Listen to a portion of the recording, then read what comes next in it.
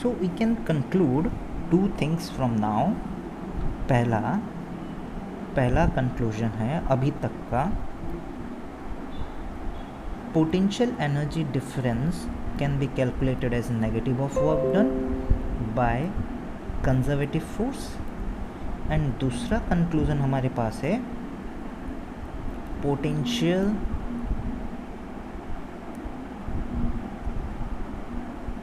Energy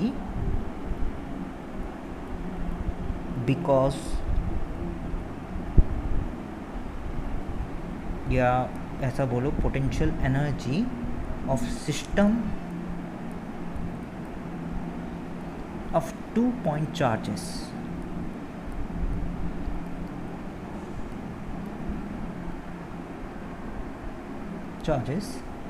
is given by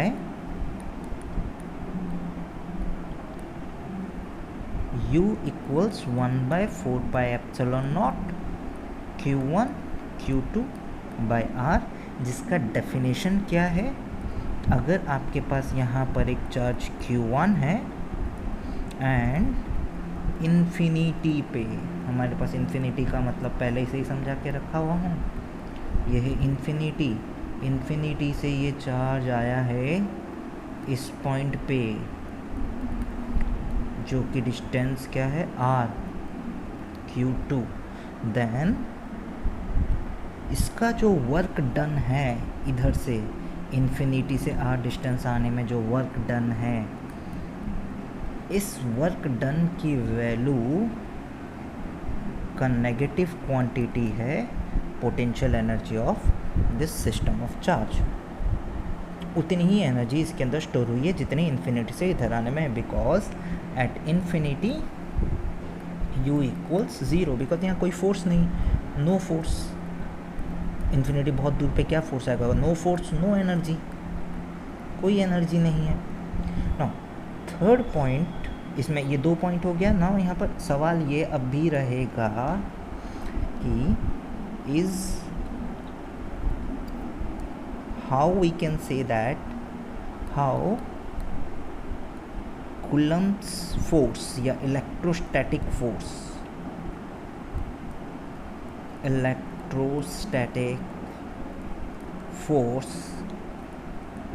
is a conservative force. Basically हम electrostatic force तो नहीं बोलते हैं, इसकी जगह पे बोलते हैं कूलम्ब्स फोर्स. ये बाद में बताऊंगा इलेक्ट्रोस्टैटिक फोर्स हम क्यों नहीं बोलते हैं. एक ही बात है जो फिर भी हम नहीं बोलते हैं, कूलम्ब्स फोर्स बोलते हैं. सी, इसको प्रूव करने के लिए कंजर्वेटिव फोर्स की 2 प्रॉपर्टी आपको जाननी पड़ेगी. पहली, conservative force, work done by conservative force,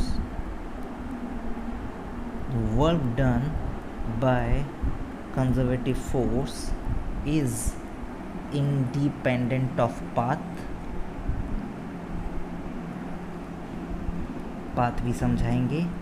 और second, work done by conservative force in a closed loop is 0. अगर ये दोनों प्रॉपर्टीज सेटिस्फाइड होती है then the force is called conservative force. चलो देखते हैं कि क्या यहाँ पर this Coulomb's force is a conservative force. So हम लोग एक और बार देखते हैं path independence of Coulomb's force.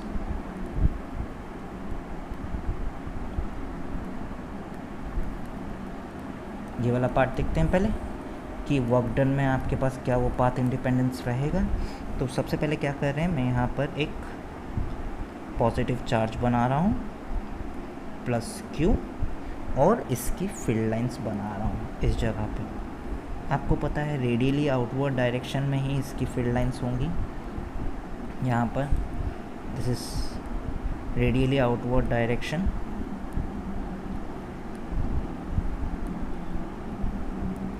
Field lines ऐसे होंगी राइट, रेडियली आउटवर्ड डायरेक्शन में. तो अपने पास क्या होगा, यहाँ पर आप एक पॉइंट चार्ज रखे हैं। अच्छा, रेडियल डायरेक्शन में आपको समझाता हूँ किसको बोलते हैं। If this is a centre then there are two kinds of coordinate system. See आपको समझाता हूँ, समझना, और ये इम्पॉर्टेंट है इधर। जब आप यहाँ पर क्या करते हैं, ये x है, ये y है, राइट। ये जो पॉइंट है, आप इसका कोऑर्डिनेट क्या बोलेंगे सर? इसका x कोऑर्डिनेट x1 हो सकता है, y कोऑर्डिनेट y1 हो सकता है। तो इसके कार्टेशियन कोऑर्डिनेट आपके पास हो गए x1, y1, ये सभी को पता है ना। पोलर कोऑर्डिनेट्स क्या होते हैं? जब आप यहाँ से ये पॉइंट को ज्वाइन करते हैं, ये डिस्टेंस r है और ये एंगल थीटा है। So it's polar coordinate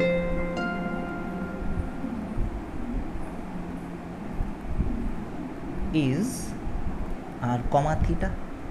polar coordinate का मतलब होता है कि यहाँ आप मेज़र करेंगे ओरिजिन से डिस्टेंस, साथ में एंगल।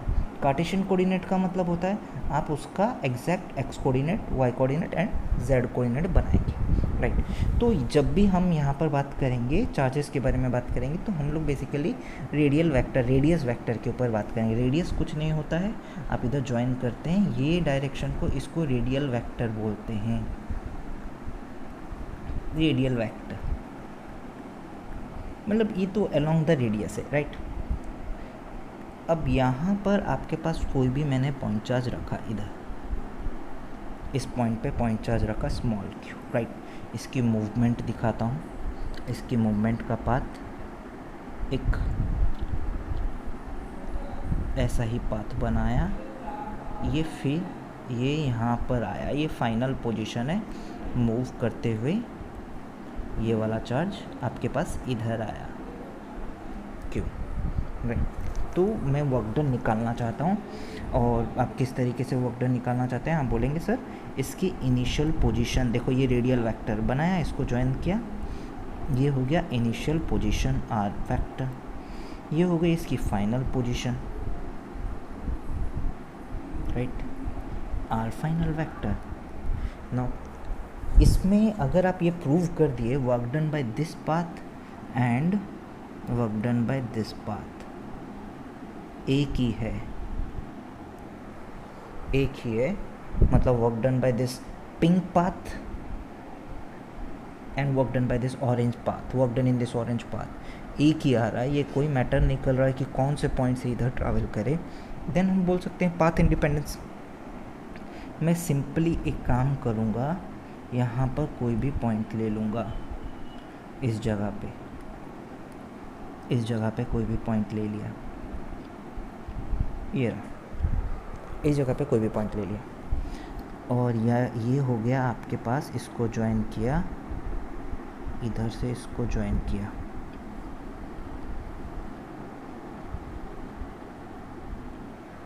इधर से इसको, चलो ये वाला पॉइंट नहीं लेते हैं, थोड़ा दूसरा पॉइंट लेते हैं, ये फॉर गुड रिजल्ट्स। इसको ज्वाइन किया इधर, इसको इसलिए ज्वाइन किया बिकॉज आपके पास यहाँ पर ऑलरेडी फोर्स का डायरेक्शन है। तो यहाँ पर अगर मैं आपसे पूछूंगा फोर्स का डायरेक्शन क्या है, आपके पास आंसर होगा कि this is the direction of force इस समय, और let this distance is r। यहाँ से आपने इस वेक्टर को ज्वाइन किया, इसका पोजीशन वेक्टर है, this is r vector. Now work done equals f vector dot ds vector होता है, डिस्प्लेसमेंट होता है। तो इसका डिस्प्लेसमेंट कहाँ हो रहा है? ये जो चार्ज का डिस्प्लेसमेंट है वो तो इधर हो रहा है, इधर तो हो नहीं रहा, तो dr तो नहीं लिखूँगा, तो इसी डायरेक्शन में डिस्प्लेसमेंट हो रहा है, तो हम वही लिखेंगे जिस डायरेक्शन में डिस्प्लेसमेंट हो रहा है। नाउ इस डायरेक्शन में डिस्प्लेसमेंट हो रहा है, तो ये हो गया आपके पास ds वेक्टर, और ये एंगल हो गया आपके पास theta, this angle is theta. तो जब भी आप वर्क डन लिखेंगे इधर, आप तो यही बोलेंगे ना, एफ ds कॉस थीटा, यही बोलेंगे, ऐसे ही पार्ट बोलेंगे, F ds cos theta. Now my point is what is D S cos theta. यहाँ ध्यान से देखना, ये जो डी एस कॉस थीटा वाला टर्म है हम यूज़ कर रहे हैं, ये है क्या एक्चुअली। ये पार्ट देखो, अगर मैं क्या करता हूँ, यही डी एस वाला जो वेक्टर है इसको इधर बनाता हूँ, अलग से बनाता हूँ। ये है डी एस वेक्टर, राइट। अब यहाँ पर मेरे पास दो डायरेक्शन है, एक ये डायरेक्शन है, एक ये परपेंडिकुलर डायरेक्शन। ये परपेंडिकुलर है, राइट, मतलब ये वाली direction perpendicular to this, right. तो ये आपके पास जब है और ये एंगल अगर आपके पास थीटा है, तो this direction is called D S cos theta and this one is called D S sine theta. But this is in the direction of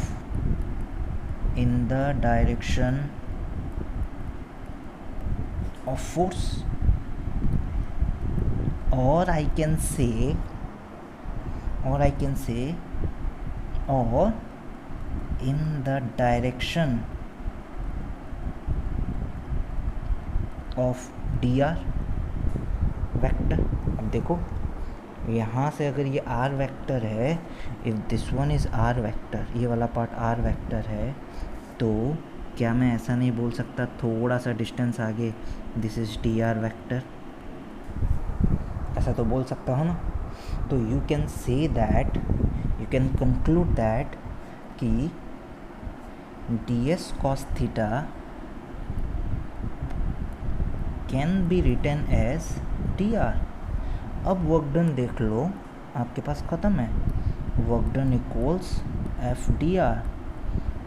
बच्चों इसका इंटीग्रेशन वही आएगा जो पहले आया था, आप खुद चेक कर सकते हैं, हम यही निकाले थे। That implies does not matter कौन सा पाथ है, इसका इंटीग्रेशन वही आएगा जो हम लोग पहले निकाले थे। सी, आपने इस पिंक वाले पाथ के लिए ऐसे किया, वैसे ही ऑरेंज वाले पाथ के लिए करोगे तो सेम आंसर आएगा, राइट। हमारे पास जो लास्ट वर्क डन निकाले थे हम लोग, यहाँ पर एक चीज़ देखो, जब हम यहाँ वर्क डन निकाले थे, मैं यहाँ पर क्या किया, वही किया। यहाँ पर D S equals D R के साथ बरोबर आ रहा था, बिकॉज ये येलो चार्ज इसी डायरेक्शन में डिस्प्लेस कर रहा था। दिस इज़ डी एस, जो कि रेडियल वेक्टर, जो आपके पास ये जो आप बोलते हैं कि सर ये आर डिस्टेंस पे ये रहा आर वेक्टर, ये तो डी आर पार्ट ही आएगा, छोटा सा, एक ही बात है, रेडियस आर से डी आर आगे जाना, और वही तो डी एस के साथ बरोबर था। बट यहाँ पर सेकंड वाले केस में आपके पास डी एस और डी आर की डायरेक्शन सेम नहीं थी, but D S cos theta is same as D R. तो हम लोगों ने डी एस कॉस थीटा को डी आर से रिप्लेस कर दिया। फोर्स की वैल्यू आपके पास कितनी आ रही है, एफ़ की वैल्यू आपको पता है कितनी आ रही है, यहाँ पर आप एफ़ लिख सकते हैं, F equals 1/4πε0 Q by R square. अब आप खुद देख सकते हैं, इंटीग्रेट करोगे तो आंसर वही आएगा जो पहले आ रहा था। I can conclude that, so we can conclude that Coulomb's force is independent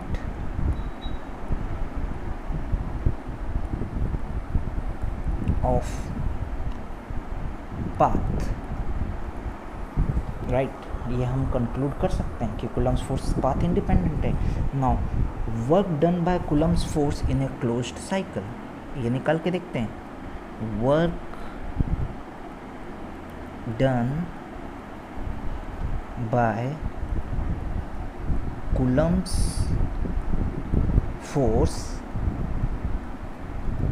in a closed loop या closed cycle, जैसा आपको सही लगे।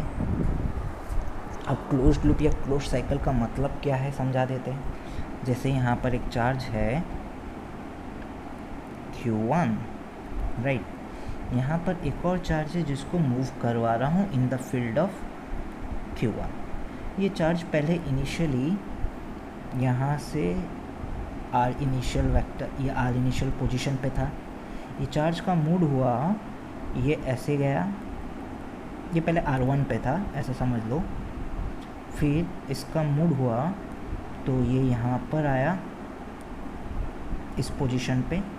नाउ ये वाले पोजीशन का नाम हम लोग क्या दे रहे हैं, R2 दे रहे हैं। नाउ फिर इसका मूड हुआ ये यहाँ पर आया, तो इस वाले पोजीशन का नाम हम लोग R3 दे रहे हैं। एंड वापस से ये वाला चार्ज कहाँ आया, इधर आया, R1 पे आ गया, राइट। तो सबसे पहले R1 से R2 पे गया, फिर R3 पे गया, फिर R1 पे आया, राइट। तो मैं यहाँ पर ये 3 अलग अलग सिनेरियो दिखा देता हूँ, A B C। तो सबसे पहले मैं निकालना चाहता हूँ what is the work done from A to B। This is a close loop, right. A to B का वर्क डन, A से B में जाने के लिए वर्क डन कितना हुआ, फॉर्मूला है 1/4 pi epsilon not Q1 Q2 1/R final that is R2 minus 1/R initial 1/R1। सो फिर work done from B to C निकालेंगे, minus 1/4 pi epsilon not Q1 Q2 C is the final 1/R3 minus 1/R2। फिर हम work done निकालेंगे C से A, minus 1/4 pi epsilon not Q1 Q2 1/R1 minus 1/R2, sorry 1/R3। ये आ रहा है, R2 तो नहीं, R3, क्योंकि फाइनल आपके पास क्या है A that is R1, initial आपके पास क्या था C R3। ऐसे हम लोग निकालें। सो टोटल वर्क डन का मतलब है, आप यहाँ पर सिंपल एडिशन कर लोगे, A से B में B से C एंड C से A। आप अगर ऐड करके देखोगे टोटल आंसर क्या आएगा, 0 आएगा। So I can conclude this, Coulomb's force is a conservative force। क्योंकि कंजर्वेटिव फोर्स के लिए 2 चीज़ प्रूफ करना था, work done in a close loop is 0 and work done is independent of path. तो अगर मैंने ये दोनों चीज़ प्रूफ कर दिया है तो हम लोग ये बोल सकते हैं Coulomb's force is conservative force.